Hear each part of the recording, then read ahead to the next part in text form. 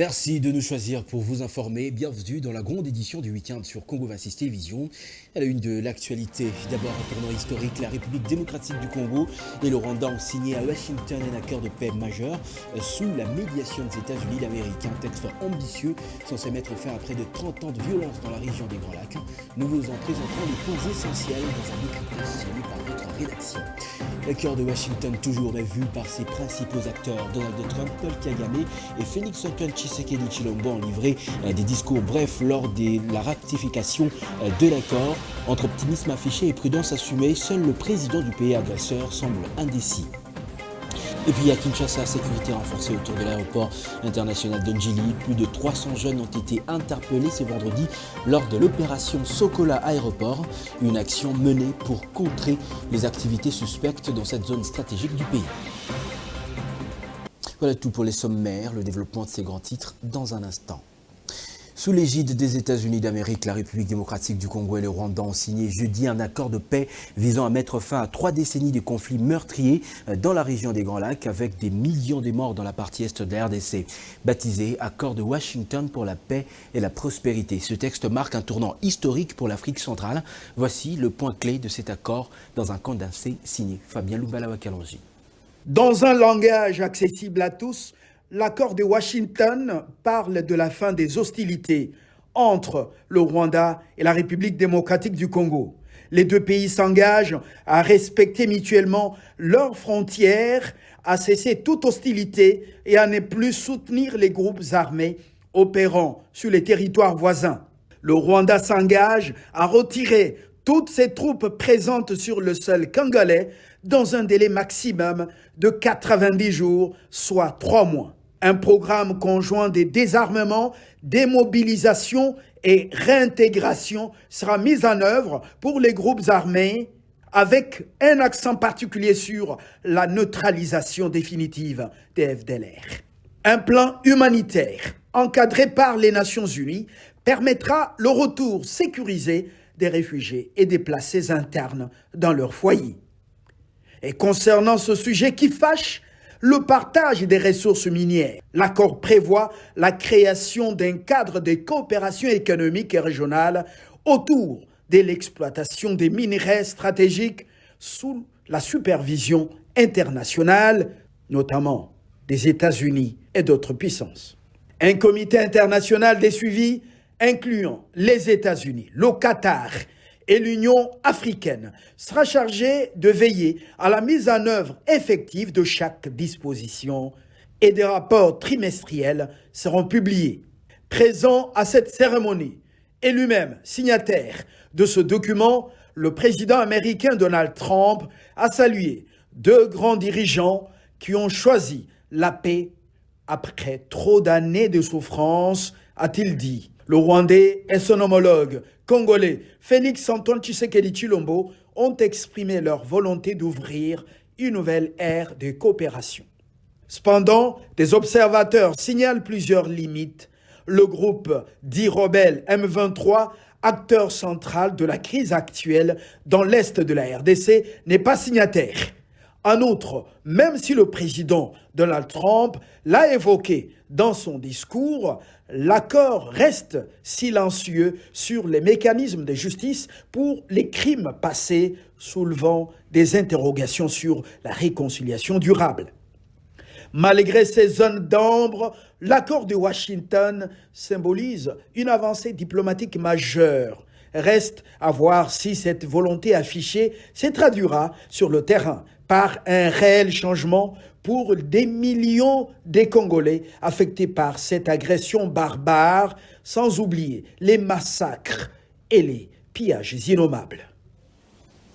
3 discours brefs des 3 chefs d'État et acteurs de cet accord de Washington, Donald Trump, Paul Kagame et Félix Tshisekedi, lors de la ratification de cet engagement. L'essentiel dans ce décryptage signé Fabien Lumbala-Wakalonji.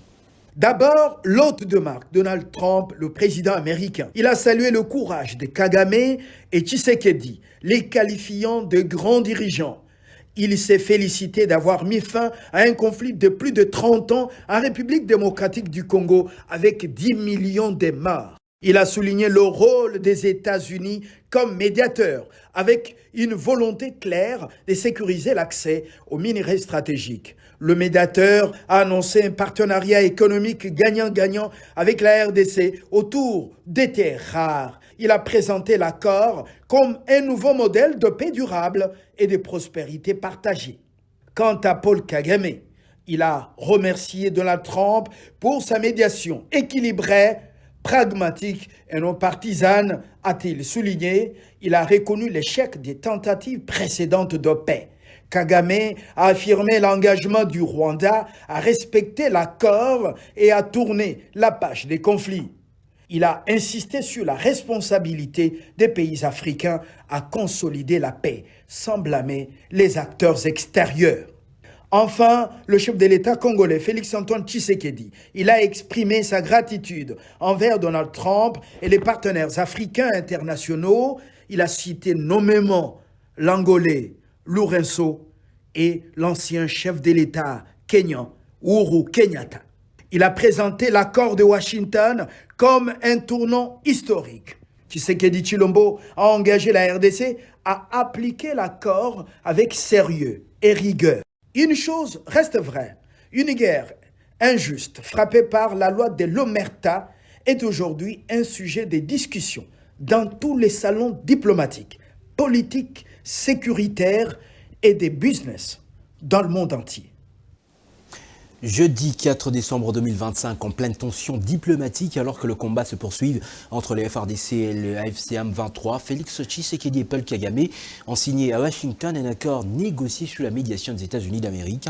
Dans la classe politique congolaise, les réactions sont vives. Pour l'analyste Cédric Kambolo, le président congolais mérite d'être salué tout en appelant à une vigilance accrue face à Kigali, tandis que le politologue Freddy Mulumba voit dans ces accords une victoire pour la République démocratique du Congo et une garantie d'implication plus sérieuse de Washington. Suivez-les tour à tour dans ces propos recueillis par notre consoeur Merdi Mirindi Moulangala. Ma première réaction quant à cela, c'est saluer d'abord le travail à fond que bâtit le chef de l'État. Mon analyse personnelle quant à ça, parce que nous connaissons le Rwanda, particulièrement le président Paul Kagame, dont nous avons aucunement confiance, et nous demandons le suivi minutieux pour l'applicabilité ferme. Je pèse mes mots, les termes de cet accord. Et je pense que quand on a vu les images à la télé, ce qui a beaucoup frappé, c'est l'attitude du président en face de Kagame. Je pense que Kagame, c'est fini pour lui. Donc le Congo est sorti gagnant, ce qui est positif. Je pense que Trump a fait quand même un bon geste envers Félix. Deuxième chose, l'Europe était absente. Ça signifie que le dossier, comme on appelle ici, l'accord de Berlin, l'acte de Berlin a volé un éclat. Donc, Berlin est remplacé par accord de Washington. Donc, le Congo est sous tutelle, sous le contrôle de l'Amérique actuellement. Ce qu'il faut retenir. Et on a besoin de gens compétents, sérieux, consciencieux pour travailler avec les Américains. La signature officielle de l'accord de paix entre la RDC et le Rwanda suscite diverses réactions des observateurs politiques qui, pour la plupart, saluent cette avancée vers la fin des conflits dans la partie est de la RDC. Nous en avons rencontré quelques-uns pour vous. Suivez. Personnellement, je dois dire que c'est un accord que nous avons attendu de tous nos voeux. Et maintenant que l'accord a été signé, j'ose croire que notre pays, a traversé une étape, a fait une avancée. Donc nous applaudissons de nos deux mains et nous félicitons dans l'entretemps le président de la République parce que ce n'était pas aussi facile que cela, mais il vient quand même d'arracher quelque chose que tous les Congolais attendaient de pied ferme. Donc je suis très content, je suis satisfait de cette signature. En tant que document ayant un caractère juridique, l'accord devra prévoir des droits et des obligations de part et d'autre, entre parties. Alors, il va falloir maintenant quoi? Il va falloir l'application de bonne foi de cet accord. Il faudrait que de part et d'autre, le Rwanda doit afficher doit prouver la sincérité, autant nous, République démocratique du Congo, nous devons aussi prouver notre sincérité. En tant qu'un accord qui relie des États, en droit ça s'appelle un accord international, c'est un traité, et donc les traités doivent en principe être ratifiés par les parlements. Alors je pense qu'après avoir conclu, après avoir signé les traités à Washington, j'aurais aimé que les parlements puissent aussi être saisis en procédure de ratification des accords. Cette signature, c'est un moment historique tant attendu. On nous a promis par le président de la République. Il a fait des démarches, on l'a vu comment il se bat toujours, ce n'est pas pour la première fois. Il est allé arracher cette signature dans le cadre des deals avec d'abord les États-Unis d'Amérique et puis un processus de paix avec le Rwanda. Donc c'est un moment, nous voulons la paix, d'abord c'est la chose à laquelle aspire le peuple congolais. Le peuple congolais veut la paix sur son territoire. Ma réaction est positive parce que moi je suis grandi à Beni, né à Beni, grandi à Beni. Nous avons vu comment nos frères et sœurs ont été éventrés, tués, massacrés. Alors ce qu'on voulait, c'est que le président puisse, par tous les mécanismes possibles, mettre fin à cette guerre. Alors comme il a choisi le chemin des accords, on n'a qu'à l'encourager parce qu'à voyant par le draft qui a fuité, nous avons vu que non, réellement, il n'y a pas de choses graves qui puissent entraver la République. Donc on est pour l'accord. Au niveau de l'Assemblée, comme représentant du peuple, nous attendons. Quand le moment sera venu, on va nous donner l'accord au niveau de l'Assemblée. C'est maintenant où on va voir article par article, voir ce qu'il y a à élaguer ou à cautionner. Et parce que le peuple ne veut que la paix. Si cet accord va amener la paix, c'est pour nous une grande joie parce que chez nous, les gens de l'Est ne comptaient que sur la paix pour qu'ils se développent facilement. Présenté comme une bouffée d'espoir pour une jeunesse estimée à près de 74 millions de personnes, le village des opportunités organisé par le ministère de la Jeunesse est loin de satisfaire les jeunes, du moins ceux qui ont pris part. Malgré des moyens importants déployés, seuls 20 jeunes ont été retenus et un résultat jugé dérisoire et largement critiqué. Pour beaucoup, l'initiative ressemble davantage à une vitrine qu'à des solutions réelles. Le constat de Mécha Clofaka ici. Village des opportunités. Dans un pays où près de 80 millions de jeunes cherchent une véritable chance de tomber sur un emploi stable, le village des opportunités était annoncé comme une bouffée d'espoir. Mais selon plusieurs jeunes, le constat est amer. Après des dépenses et une communication massive, seuls 20 candidats seront retenus. Un chiffre jugé dérisoire face à l'ampleur du défi, comme l'expliquent ces jeunes. Et c'est un peu comme le marché des ladies où je suis en train de souligner. Il y a des stands où tu peux trouver de quoi manger, de quoi acheter, de quoi faire tout. Et donc, il y a aussi des entreprises où j'ai remarqué, même il y a Equity qui est juste là à côté, où tu peux déposer ton CV et essayer d'évaluer un peu ce que tu es venu chercher. Mais je trouve que c'est plus achat et vente, au lieu de venir par exemple emploi et autre chose. Vous savez, aujourd'hui, notre jeunesse va souffrir dans taux de chômage élevé. Il faut avoir conscience. Manipulation, il y a jeunesse jusqu'à ce niveau. Je crois qu'il est touché. L'Union soit se retrouver dans le village des opportunités. Parce qu'on pensait qu'il y aura des opportunités. Mais à ma grande surprise, que non, il y a des fois, trop de promotions. Nous avons suivi sur les médias, sur les plateformes et les réseaux sociaux. Mais sur le terrain, sur place, je lance un message aux jeunes de partout où vous êtes. Bukavu, Goma, Kisangani, Équateur, Kinshasa. Ne pensez pas que Biso se retrouver. Non, il n'y a pas d'opportunité. Pour beaucoup d'entre eux, cet événement ressemble davantage à une vitrine qu'à une solution. Irrités par les circonstances, les jeunes dans leur majorité sont vaccinés contre les promesses sans le lendemain. Ainsi réclament-ils du concret par des formations accessibles, des financements transparents et des programmes susceptibles de toucher des milliers de bénéficiaires. À l'aéroport international d'Ondjili, plus de 300 personnes ont été interpellées lors d'une opération de sécurisation baptisée Sokola Aéroport, menée depuis ce vendredi matin sous la coordination du colonel Gérard Lozolo. Cette action vise à renforcer la sécurité autour des installations aéroportuaires. Selon le bourgmestre de la municipalité Nsele, Franck Mbo, l'opération s'inscrit dans la lutte contre les activités suspectes et l'insécurité dans cette zone stratégique de la ville. Dans un exercice de rédévabilité, le directeur général de l'Office de voirie et drainage OVD, Victor Ntumba Chikela, a éclairé l'opinion sur le financement du programme d'urgence du projet 3 communes lancé après les pluies meurtrières du 24 avril 2025 à Kinshasa. Pour permettre aux journalistes de constater l'évolution réelle des travaux au regard des fonds déjà décaissés, l'OVD a organisé jeudi 4 décembre une visite guidée de plusieurs chantiers achevés ou en cours dans les communes de Mongafula, Ngalema, Gombe, Lingouala, Kinshasa, Kasavubu-Limete, Lemba Ngaba, Armand Bouka et Idriss Kapena pour les détails.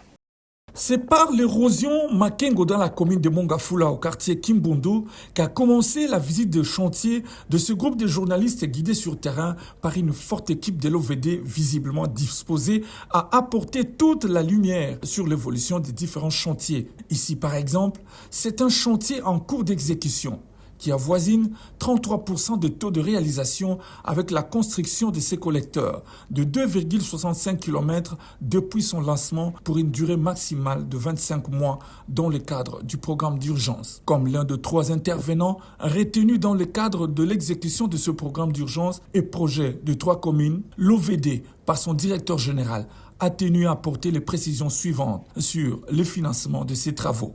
Tous les 6 intervenants ont bénéficié de paiement. Alors, ce qui est à souligner, c'est que cet argent arrive dans un compte général qui est géré par l'OVD. C'est ce qui explique que sur les 92 millions de dollars qui ont été payés jusque-là, la direction générale de l'OVD a reçu 27 017 802 08.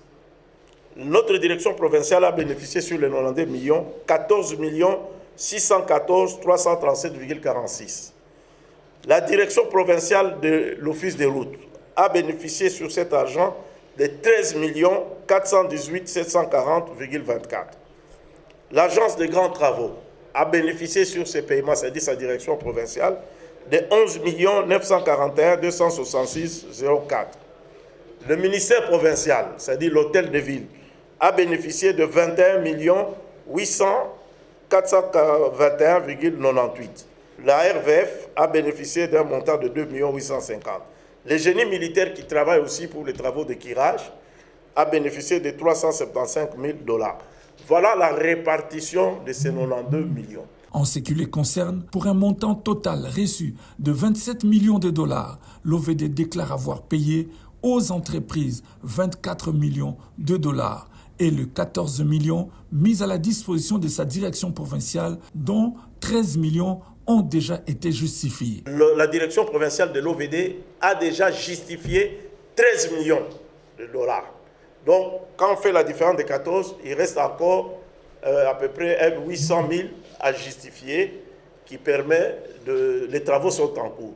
Sur terrain, l'équipe de journalistes a aussi été conduite tour à tour à la visite de travaux d'assainissement sur plusieurs autres chantiers, dont l'avenue Laurent-Désiré Kabila, l'avenue Yumbu, l'avenue Couteau en réhabilité, l'avenue Adamon en plein travaux, l'avenue Malembankoulou, réhabilitée et ouverte à la circulation, l'avenue des Héros Nationaux, l'avenue des Étoiles, le boulevard du 30 juin, l'avenue Ouagenia, les avenues de la Paix et Isiro, l'avenue de la Démocratie, ex-avenue des Huileries, à son croisement avec l'avenue Mont des Arts et l'avenue Kabinda, l'avenue Victoire dans son tronçon compris entre les avenues Assosa et Sayo, l'avenue des Sports, l'avenue Opala, le curage de l'avenue Kalamou, le boulevard Sendoué, l'avenue Mobutu, Simbushi, enfin l'avenue Bakali, à Lemba, puis Kianza, Angaba, ont constitué l'axe final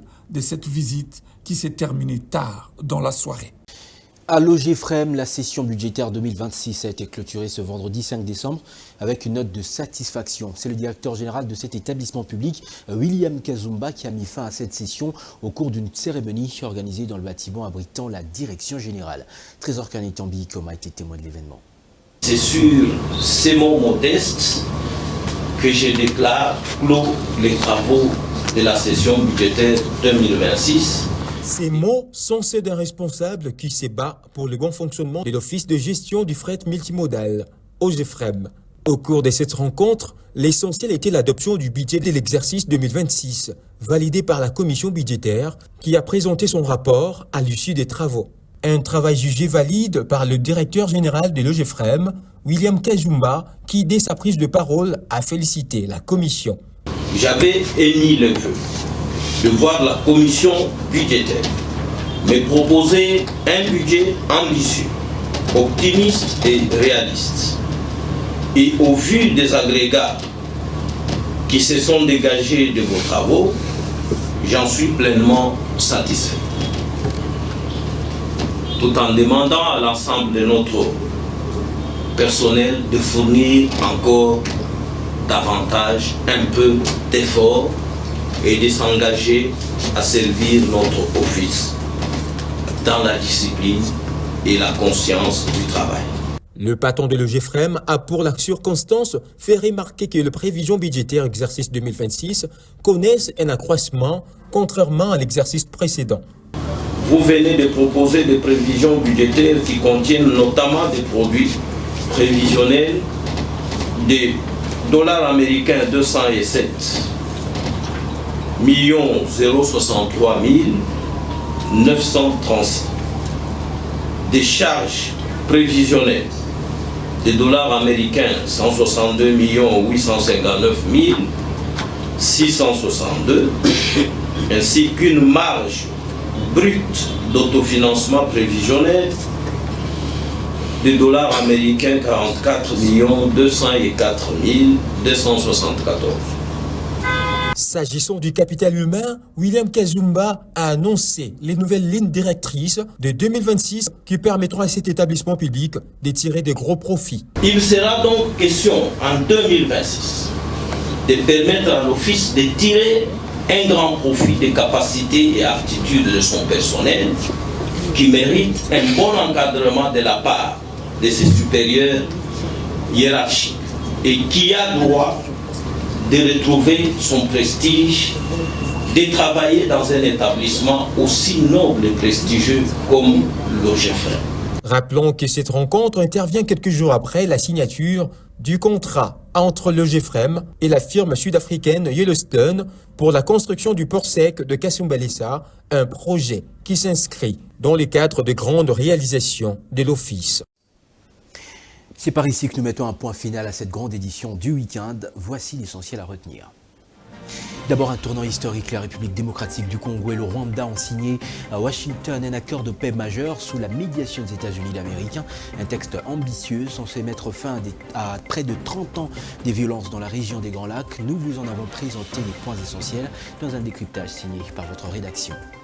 L'accord de Washington, toujours mal vu par ses principaux acteurs, Donald Trump, Paul Kagame et Félix-Antoine Tshisekedi ont livré des discours brefs lors de la ratification de l'accord.